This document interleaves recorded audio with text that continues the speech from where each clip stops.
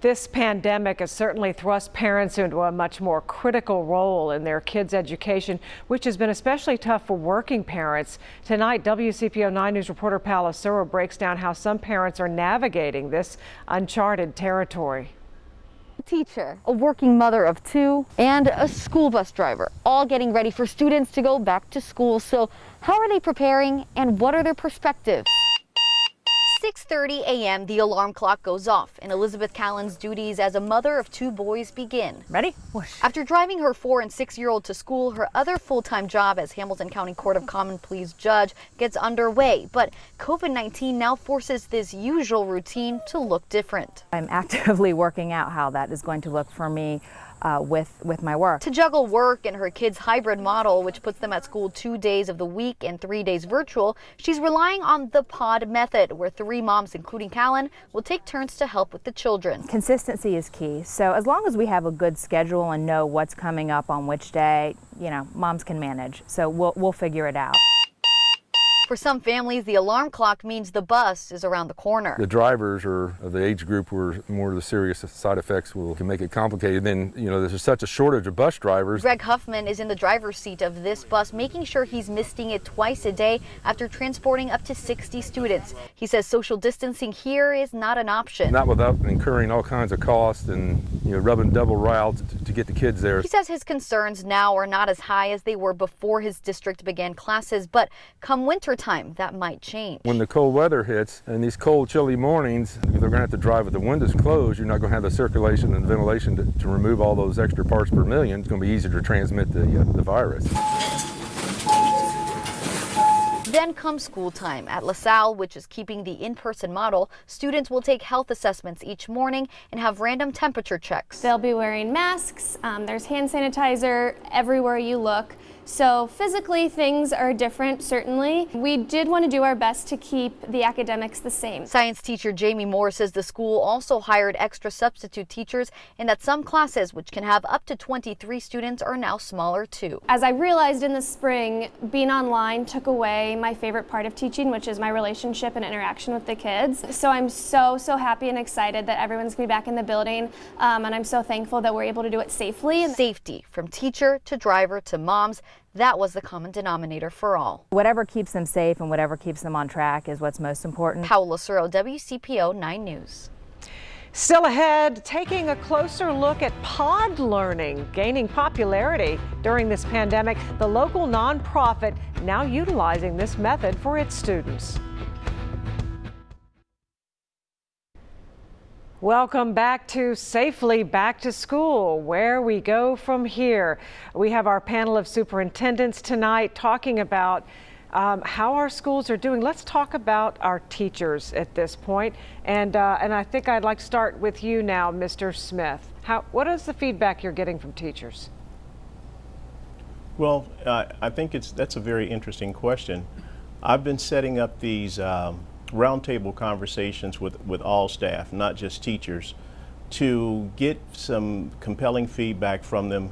How do their children feel about the experiences? How are their families feeling about the experience? And of course, how do they feel about it? So right now, our teachers are back, our students are not, and it gives them an opportunity to work in clusters and to work in teams to collaborate to create more dynamic lessons.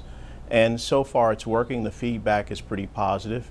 Some teachers are very anxious for kids to come back. You could imagine a kindergarten teacher who's never had the pleasure of meeting a student. I think that creates a different set of standards for everyone. So hopefully we'll get back to the business of educating kids in person very soon. But this is our first trial run at it. Right, and we've talked about how, I mean, that's why teachers got into this. They love the kids. Dr. Webb, what are you hearing in terms of, do they have enough of the face coverings, the hand sanitizer, things like that? Do they feel equipped to be able to do this the best way they can? I believe so.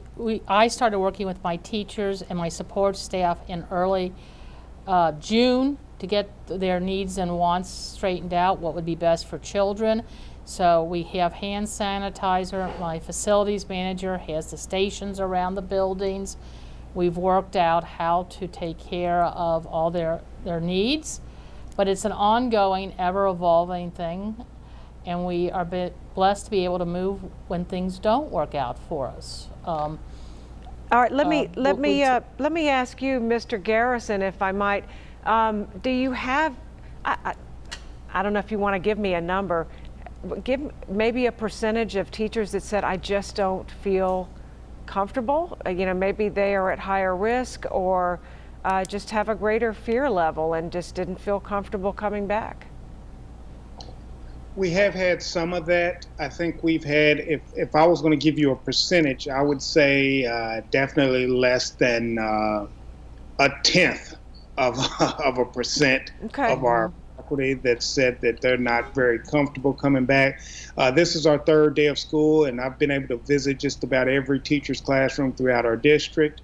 And most of our teachers are so excited to be having the interactions with kids, even though they're virtual, to be able to maybe have small groups in to assess where they are and make plans for the future.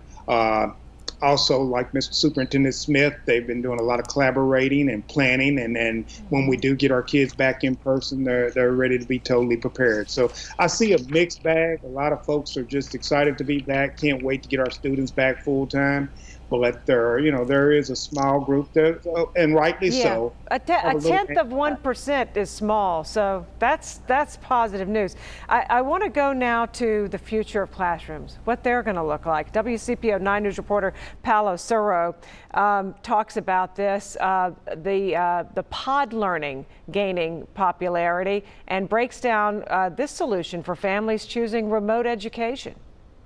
Here at the Wyoming Fine Arts Center, it's all about being creative. Now they're taking that creativity into the way they teach here because of COVID-19. Oh my gosh, it makes me happy to have kids back in the building. Bringing life back into the center that stood empty for months at the start of the pandemic. Prior to COVID, we had about 1,000 students a week from age 3 to 99 come in, and since COVID has come in, we haven't had anybody, really. Now that's changing, and it's going to look different. Normally we'd have 10 children doing a group class. Through Kosei Learning. During COVID, it's only designated for 2 folks at a time. Kosei, which means pod in French, is a learning environment where students are divided into groups. Here, those will be 3 groups of 9 plus the instructor. Each group rotates schedules to keep everyone socially distanced. Lysol wipes.